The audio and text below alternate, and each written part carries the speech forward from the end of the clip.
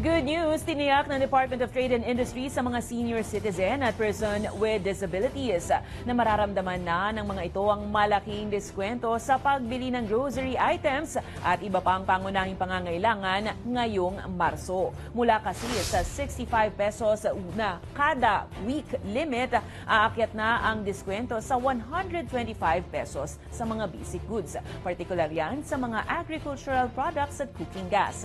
Ibig sabihin, nasa 500 piso kada buwan na ang matitipid ng mga senior citizen at PWD.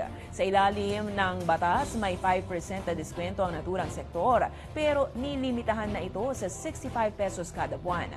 Magkakaroon naman ang DTI ng public consultation sa kalagitnaan ng Marso para mapag-usapan kung kinakailangang palitan ng mga booklet at gawin na lang QR codes na kung saan nakapaloob na rin dito ang mga produkto na sakop ng diskwento. Nakikiusap din ang ahensya sa Bureau of Internal Revenue kung kanino ipapasa ang tax deduction.